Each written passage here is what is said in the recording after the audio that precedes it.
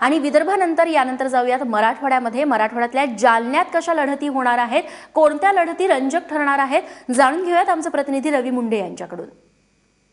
राज्यातल्या 147 नगरपालिका निवडणुकींचं आज मतदान पार पडत आहे। जालना जिल्ह्यात देखील 4 नगरपालिकांचं निवडणूक मतदान आज होत आहे। जालना शहरातल्या एका मतदान केंद्रावरचं हे दृश्य आहे। आज सकाळी 7:30 वाजल्यापासून नागरिक आपला हक्क बजावताना या ठिकाणी पाहायला मिळत आहे।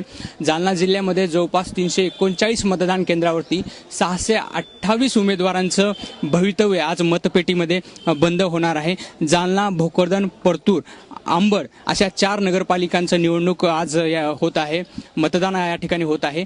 खरं तर राज्यात नेतृत्व करणारे भाजप प्रदेशाध्यक्ष रावसाहेब दानवे, त्याचबरोबर भाजपचे पाणीपुरवठा मंत्री बबनराव लोणीकर आणि शिवसेनेचे राज्यमंत्री अर्जुन खोतकर हे तिघेही दिग्गज एकाच जिल्ह्यातले आहेत। वेगवेगळ्या ठिकाणी वेगवेगळ्या नगरपालिकावरती या तिघांचंही वर्चस्व आहे, त्याच्यामुळे त्यांचीही कुठेतरी एका प्रकारे प्रतिष्ठा या ठिकाणी पणाला लागलेली पाहायला मिळत आहे। याशिवाय यावेळी नगराध्यक्षपद हे थेट जनतेतून निवडलं जाणार आहे, त्यामुळे याचंही कुतूहल जनतेच्या मनात आहे। खरं तर उद्या निकालाअंती जनतेच्या मनात नेमकं काय आहे हे स्पष्ट होणार आहे। रवींद्र मुंडे, एबीपी माझा, जालना।